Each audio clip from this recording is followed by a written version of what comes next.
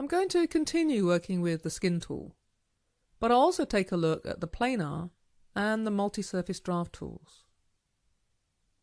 So let's do skin first, and I want to have a look at one of the control options, which is chain select, and this is available in many of the surface tools. When chain select is off, then here where I used 4 separate curves to create this outer edge, I need to pick them one by one. But what chain select allows me to do is just select one of them, and it runs around and picks the whole strip, so long as they're tangent to each other. And it's the same over here where there's 2 edges. I can click just once. Now I can use the flow control options in the window just by clicking on these tags to switch between the options. Now another place where I might want to use the skin tool is here behind the wheel, because you end up looking through this gap and seeing the back of the surface on the other side. So what a lot of people do is just build a blackout surface to blank out the view. So one approach to this is to bring my curves back on and use them to build some surfaces. So if I use Pick Template to pick this inner set, then I can just copy and paste those and move them out to just behind the wheel. And I'll turn them back from template into usable curves.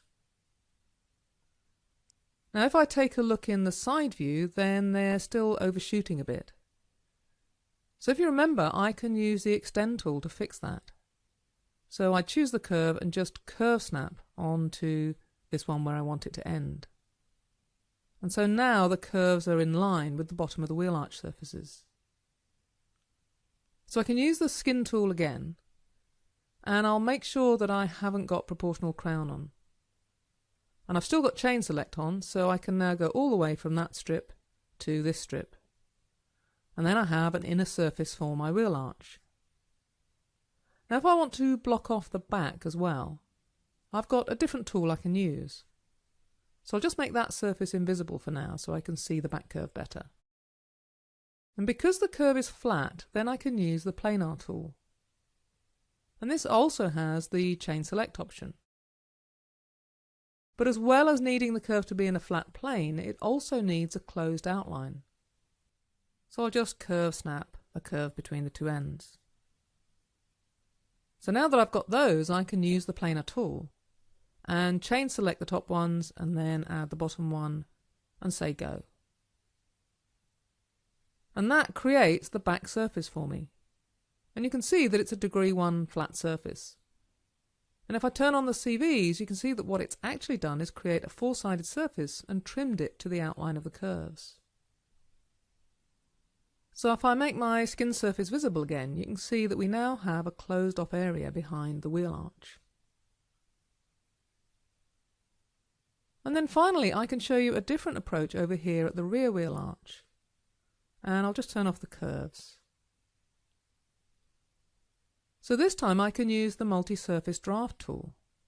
Now this has got a lot of options, but we can use it in its basic form. Like skin, it's got chain select, which I'm not really going to use here because it's just a single edge. But if I pick the edge, then I've got a manipulator and I can choose the direction of the surface. Or if I prefer, I've got the vector options within the control window. And if I say build, that then creates a small flange surface for me. And I can make that longer either in the control window with this slider here and just say update, or I can pick this blue arrowhead and just drag that and again just update. And there's a lot more sophisticated things we can do with the draft options, but we'll cover those in a later tutorial. So I just want to finish off by comparing 2 different modelling strategies.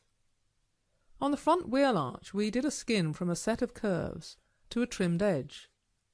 And that trimmed edge will typically cause the surfaces to be quite heavy and have lots of isopalms. So an alternative approach is to avoid the trimmed edge by building the 2 surfaces cleanly to start with, but overbuilding them and then intersecting them at the end. And this is an approach that we try to do as often as possible because it keeps our surfaces lighter and cleaner. And there's more information on this approach in Golden Rule number 9.